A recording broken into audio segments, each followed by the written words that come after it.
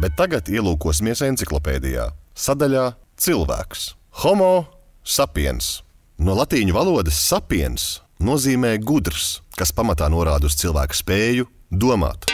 Cilvēkiem ir augsti attīstītas smadzenes, kas tiem dod iespēju abstrakti domāt, lietot valodu, apzināties savu esamību, kā arī veidot kompleksu kultūru un izmantot to, lai pielāgotos apkārtējai videi. Cilvēku pārvietošanās uz divām kājām, savienojumā ar veiklām piecpirkstu rokām un attīstītām smadzenēm dod cilvēkam iespēju izgatavot un izmantot sarežģītas ierīces, kuru plašā izmantošana atšķir cilvēkus no citām sugām.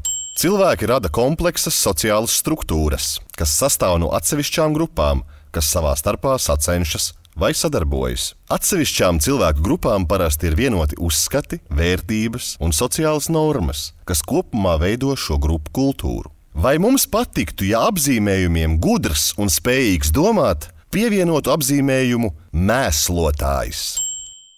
Mums kā sociālām būtnēm vajag parūpēties par apkārtējo vidi to sakopjot. Un ir brīnišķa iespēja tam – lielā talka.